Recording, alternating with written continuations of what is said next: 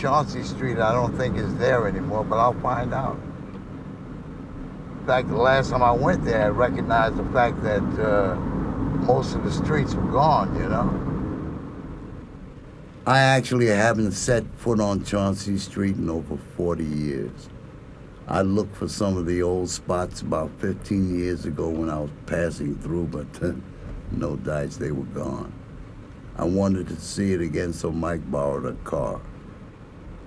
But I was a little kid, you know, and I found a whole box of kittens. It must have been about 7 or 8 of them. And so I brought them home, you know. I brought them home and I went to school. But when I came back from school, I found all the kittens in the hallway dead. They were dead on different floors. I lived on the 5th floor. And they were all dead on every landing. There was a dead cat. My mother threw them down the landing, you know, because she says, look, I can't afford to feed you and you bring 5 cats or 10 cats or whatever they were in here, you know. And I can't feed you. Some were dead, some were half dead. She wasn't being mean, she was just resentful, you know, that I brought all those cats in, you know. There's Chauncey Street right there. Wow, I am totally surprised. I never believed this. Oh man. Oh man, you talk about a surprise. Damn. Wow. Oh man.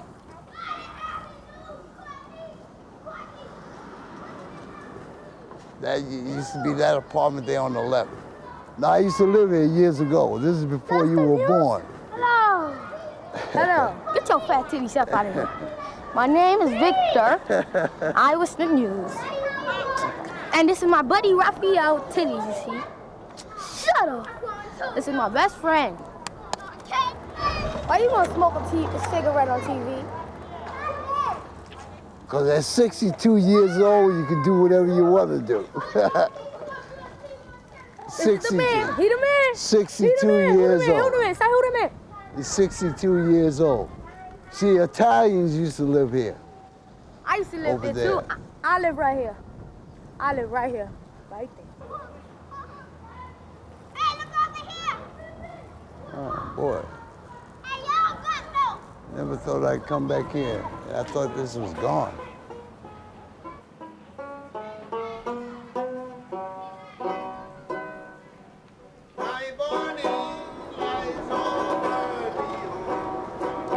Wow.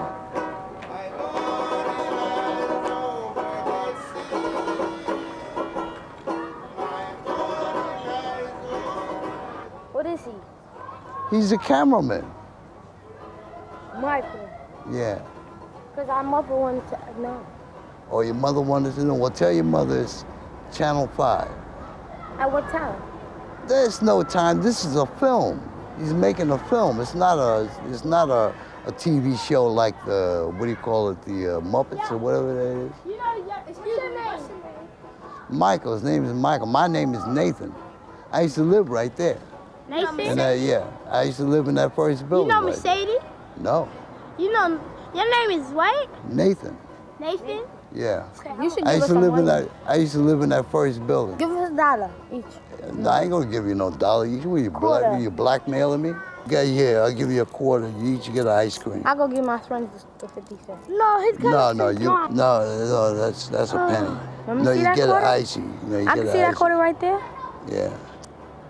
Now give that to your friend. Don't keep it yourself. Give it to your friend. Give it to him. Give it to him. Hey, yo, give him one. Give him a quarter. I can't wait. No, give him a quarter. Where's the quarter? You got one. Two. Yeah, right. That's all you're supposed to get. Okay, there's one for you. Here's one for me. No, you ain't getting them. I gave you. You already got one. You're getting greedy now. No. Go get nicey now. I'll be back. Peace, yo. Boy, the neighborhood's changed. Really has. Yeah, but that's Joey Caserta's place where he used to be. He tore down everything. Everything is gone. Wow. Oh, man. Unbelievable. Man. It's really unbelievable.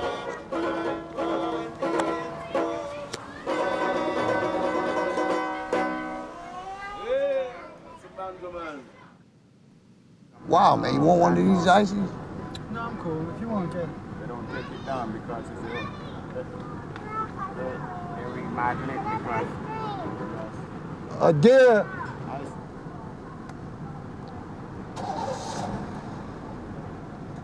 Man.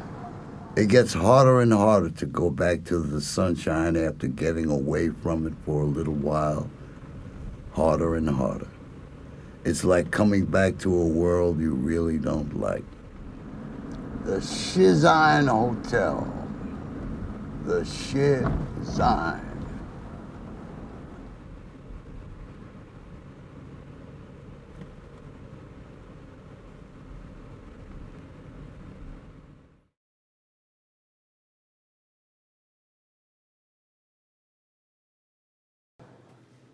Vic, room LW, clerk and resident on the Bowery for 38 years. Vic is, or should I say was, a self-taught student of philosophy. But as with so many others, the weight of his own thoughts were too great. I was very impressed. No problem, that's enough. I was very impressed by Lao Tse, the founder of Taoism. That was one of the big influences on me. And of course, who wouldn't like Emerson, people like that? You know, so many good writers. Jesus. This I consider my best, although I like that a lot. I have other abstracts. That's nice. I think a lot of things in life are elusive. Like what? Like what the big answers, maybe even the big questions, you know. It's very much like groping, you know, whether for words, for ideas, so on, the concept. Sort of like unknown territory, you know. Who might have questioned? You know, people like Jesus or Buddha or someone are the ones with the answers. You're leaving? Well, I've been here a long time, and I just figure it's time for a change. I've been here 19 years, and I think I'll go to the new land. They say they discovered a place called America.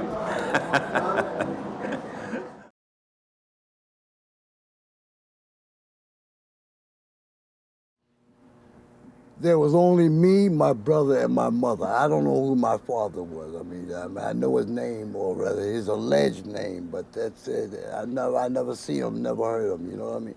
So it was only just my brother, my mother, and myself. That was it. Basically, I was a loner, you know? I mean, besides hanging out with Richie or Eddie, Richie had invited me over to his house for lunch one day, you know? We had tomato soup, I'll never forget that. And I'm sitting there eating the soup, and this guy goes in Richie's kitchen drawers, right, you know? So I said to Richie, Richie, there's some guy rifling your drawers. He said, man, that's my father. I said, what? He said, yeah, man, that's my father. I couldn't identify with it because I had no father in my house at all.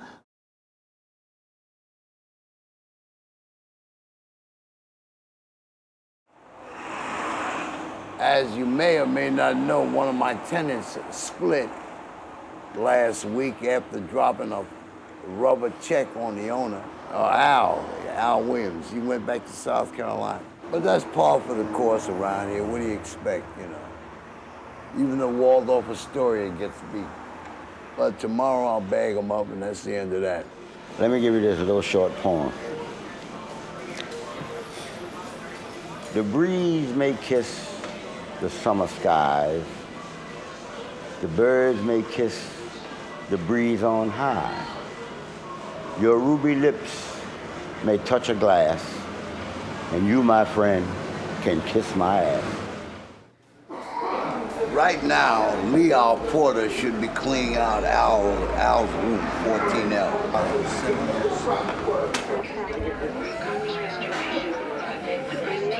Conservation is designed by 7-inch range. Okay,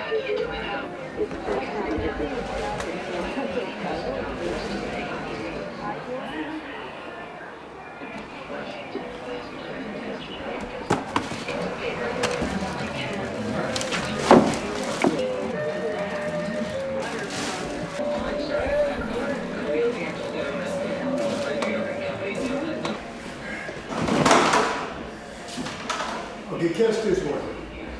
Ready? Yeah. 1, 2, 3.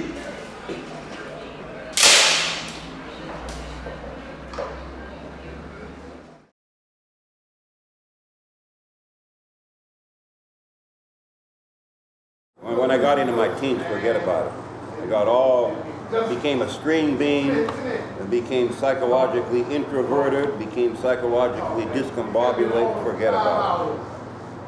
Besides which, my father disapproved of things like football. You believe this shit? Well, I guess he wanted to raise me to be a faggot. He didn't quite succeed, not quite. I got twisted, but not quite that way.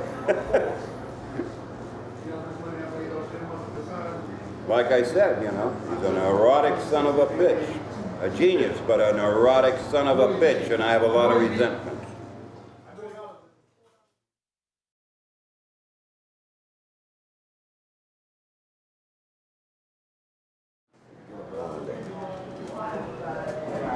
You got all of them? Yeah. Yeah. It always looks down like that. Got that. Solid, yeah. Maplewood is clean. Because on the weekends, we don't have a porter here, you know. So I have to get different people to pull the garbage, this, that, and the other. On Sundays, I mop the lobby floor because I like to keep it looking nice, you know. Some of the guys, they fix their rooms up very nicely, very nice. But then some guys, they're very sloppy. I mean, but that goes with the territory, you know. Some guys, the rooms are terrible, you know, because they live like recluse, you know, that sort of thing like that. Some guys, you never see them because they never come out of their rooms.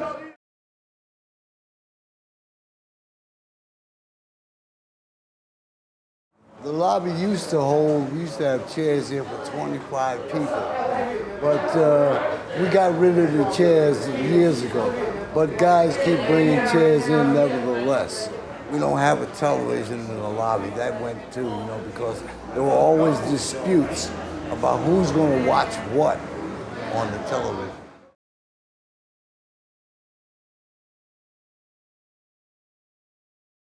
I think you can pick up on some of my own internal stresses, right? And when more external stresses are added to it, you know, that seem entirely unnecessary. Hey, this is kind of too much. Too much, huh? Been at it a long time. I've been wanting to get out. Maybe I'll regret it later, but it seemed like enough is enough.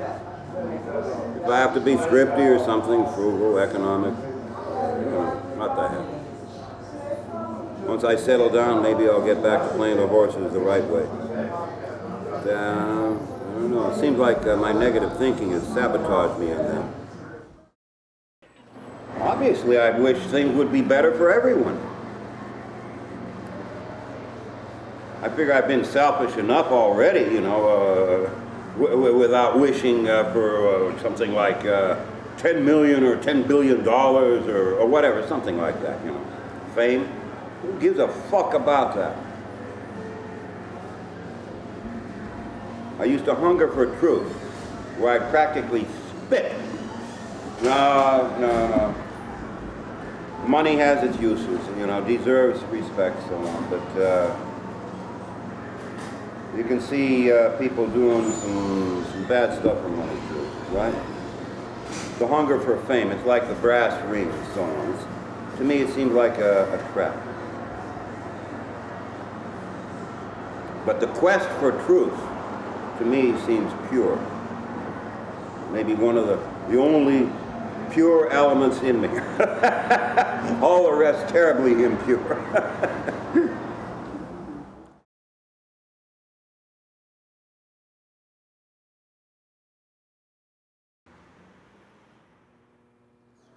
I always thought of her as really a very intelligent woman, you know, and she had a very, to me, a very sound, you know, disposition of her character or whatever, you know. I just started writing and never stopped. Even though she's not there, I still haven't stopped because she's the only one that I would ever, I've never written a letter to a person in my life.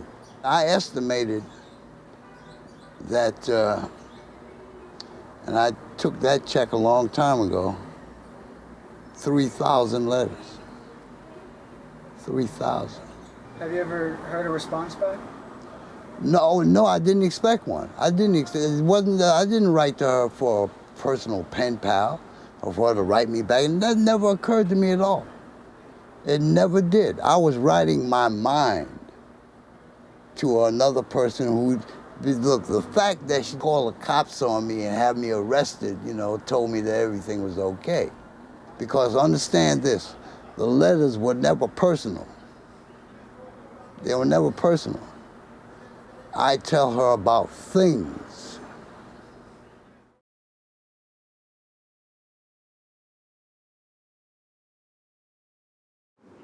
What go for me, that's dead. Tyrone came to me about 2 hours before this, laughing, wanting me to come back and look in the bathroom. He wouldn't say what was up, and I wasn't about to go anywhere with him in his present condition, which you can see he's quite upset about. I eventually did go back and check it out on my own.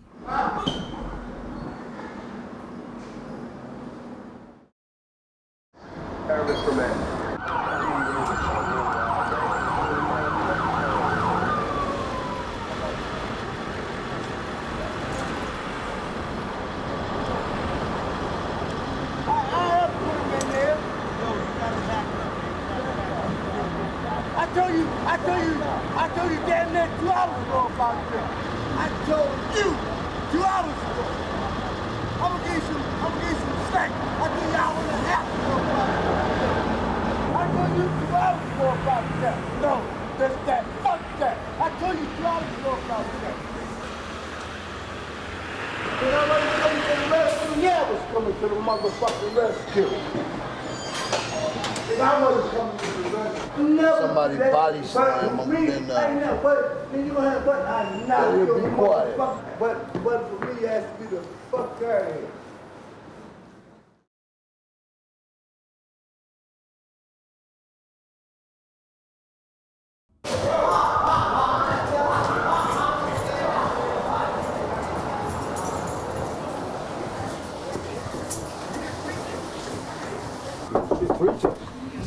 You did not see Nate go out. No, I didn't see Nate go out. Right, and he's been in there all day. You didn't see him when the last time you did I see saw him? Nate this morning. Early this morning? Yeah, I heard you knocking on the door. I'm asleep. I don't know. But Nate's door is not locked. Go in there. And you see, I'm going to because you know this thing is ripped he took off. that was I know, that's what I'm saying, but that means that anybody with an idea can go in there if ain't nobody watching. And if he's in there, he ain't responding at all. Not without locking his door, he don't. Because I mean, just like I'm getting ready to go in here, anybody could. What? No, I know that. I understand that. I know all about that. That ain't what I'm fucking worried about. See how fucking easy this is? Because he's done it so many times and shit. You know, anybody can fucking do this. Trying to see if this motherfucker's in here. Not fucked up in here, man.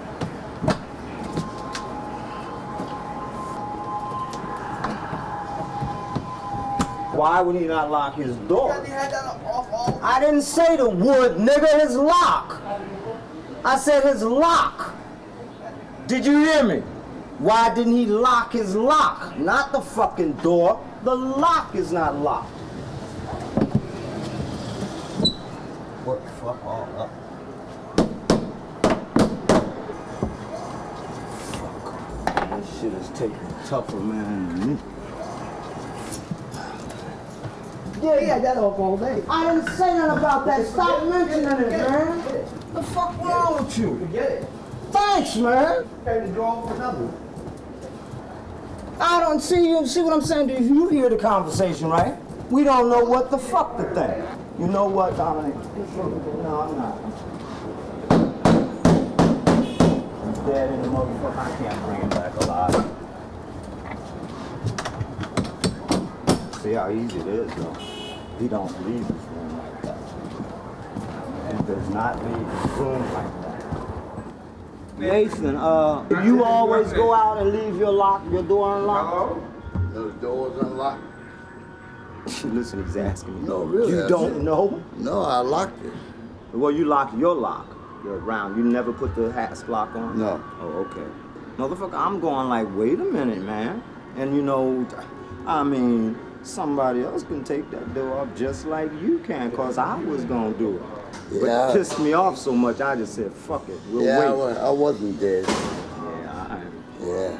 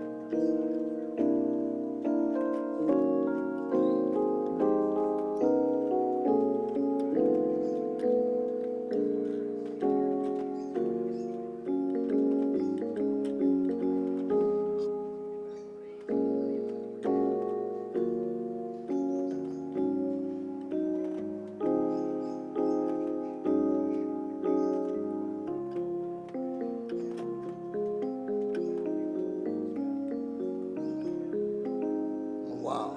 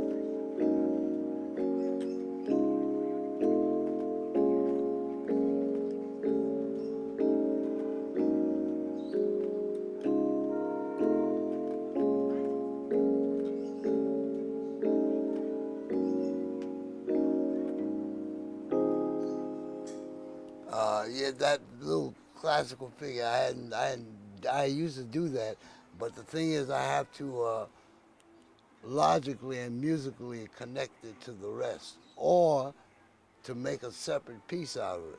But the original tune that I had was this.